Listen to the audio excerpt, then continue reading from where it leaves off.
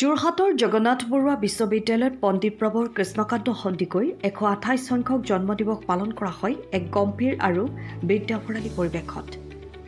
বিশ্ববিদ্যালয়ৰ কেন্দ্ৰীয় গ্ৰন্থগাৰ আৰু যোৰহাট জিলা গ্ৰন্থগাৰী সন্থাৰ সহযোগত কথাকৰ্ম 2025ৰ উদ্যোগত জগন্নাথ বৰুৱা বিশ্ববিদ্যালয়ৰ বাণিজ্য বিভাগৰ চৌহদত অনুষ্ঠিত হোৱা 3-দিনীয়া গ্ৰীষ্মকালীন কৰ্মশালাখনিৰ আজি দ্বিতীয়টো দিনত অনুষ্ঠিত হয় এক বিশেষ অনুষ্ঠান। এই কৰ্মশালাত ছাত্ৰ-ছাত্ৰীসকলক বিনামূলীয়াকৈ তৰ্ক আৰু কবিতা আবৃত্তিৰ প্ৰশিক্ষণ দিয়া হৈছে, যাৰ জৰিয়তে তেওঁলোকৰ ভাষা দক্ষতা আৰু আত্মবিশ্বাসৰ বিকাশ ঘটাবলৈ চেষ্টা কৰা হৈছে।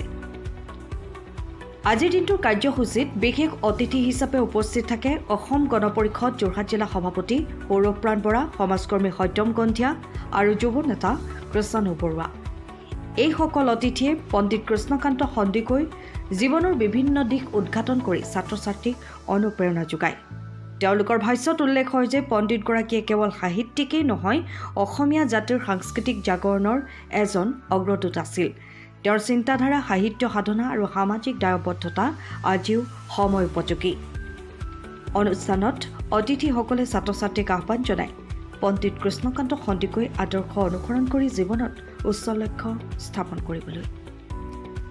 যোৰহাটৰ পৰা অনুপম বৰা ৰিপৰ্ট, পোহৰ লাইভ 8। পণ্ডিত প্ৰভৰ কৃষ্ণকান্ত সন্দিকৈ জন্ম দিৱসৰ লগত সংগতি আছে। যোৰহাটৰ জগন্নাথ বৰুৱা মহাবিদ্যালয়ৰ কেইজনমান ছাত্ৰ ছাত্ৰীয়ে কথাকৰ্ম নামৰ অনুষ্ঠান এটাৰ জৰিয়তে আজি গ্ৰীষ্মকালীনভাৱে আমাৰ তৰ্ক আৰু কবিতা কৰ্মশালা পাতিছে। কিন্তু মই এই কথাকৰ্ম নামৰ অৰ্গেনাইজেশ্যনটো কেইবাটাও অনুষ্ঠান আগতে যোৰহাটত হৈ গৈছে, প্ৰচাৰ কিন্তু হোৱা নাই। কিন্তু তেওঁলোকে আজি যি সময়ত আমাৰ ঠাণ্ডা পৰে, সেই সময়ত তেওঁলোকে ৰাস্তাত বহি থকা, শুই থকা আমাৰ এই দুখীয়া মানুহখিনিক তেওঁলোকে কাপোৰ বিতৰণ কৰে। বানপানীত গৈ পেলাই তেওঁলোকে খাদ্য বিতৰণ কৰে। আৰু ইমান সৰুতেই জগন্নাথ বৰুৱা মহাবিদ্যালয় পঢ়ি থকা অৱস্থাতে তেওঁলোকে যে এটা চিন্তাৰে সমাজ সেৱাৰ যি মনোভাৱ লৈ কাম আগবঢ়াইছে, এই কথাখিনি জনাৰ কাৰণে তেখেতসকলক আচলতে উৎসাহিত কৰিবৰ কাৰণে মই, মোৰ ভাতৃ আমাৰ সত্যম গন্ধিয়া, আৰু আজিও খুব ভাল লাগিলে যে জগন্নাথ বৰুৱা মহাবিদ্যালয় আজিকালি বিশ্ববিদ্যালয় বুলি ক'ব লাগিব, বিশ্ববিদ্যালয়ৰ প্ৰাক্তন ছাত্ৰ একতা সভাৰ সম্পাদক, সাধাৰণ সম্পাদক। কথাকৰ্ম 2025ৰ উদ্যোগতে আয়োজন কৰিছোঁ। জগন্নাথ বৰুৱা বিশ্ববিদ্যালয়ৰ কৃষ্ণকান্ত সন্দিকৈ কেন্দ্ৰীয় যি গ্ৰন্থাগাৰৰ সহযোগত আয়োজন কৰিছোঁ।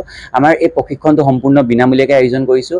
আমাৰ কথাকৰ্মৰ এটা মূল উদ্দেশ্য আছে যে কৰ্মই গতি, শব্দই সূচনা কৰ্মই গতি। আচলতে আমি এতিয়া বৰ্তমান সময়ত যি সমাজত এতিয়া যিকোনো ক্ষেত্ৰতে আমাৰ যুক্তি লাগে, আমি যুক্তি হ'বলৈ নৱপ্ৰজন্মক এতিয়াৰ পৰাই আকৰ্ষিত কৰিব লাগিব। সেয়েহে আমি তৰ্ক কৰ্মশালা দিছোঁ। আৰু বৰ্তমান সময়ত সাহিত্য চৰ্চাৰ ক্ষেত্ৰত কবিতা আবৃত্তিৰ যি চৰ্চা বৰ্তমান সময়ত মানে নাইকিয়া নিচিনা হৈ পৰিছে, সেই আকৌ পুনৰ উদ্ধাৰৰ ক্ষেত্ৰত আমি এনেকৈ কৰ্মশালা আয়োজন কৰিবলৈ চেষ্টা কৰিছোঁ। আৰু ভৱিষ্যত দিনত কথাকৰ্মৰ উদ্যোগত আমি যোৰহাটৰ জনসাধাৰণৰ কাৰণে বহুকেইটা কাৰ্যসূচী হাতত ল'ম। বাতৰ নাটৰো আমি চেষ্টা কৰিছোঁ। খুব সম্ভৱ আগষ্টৰ প্ৰথম সপ্তাহতে আমি 3খনমানকৈ বাতৰ নাটক আমি কৰিম বুলি সিদ্ধান্ত লৈছোঁ। এনেদৰে আমি আগবাঢ়ি যাম বুলি আশা ৰাখিছোঁ।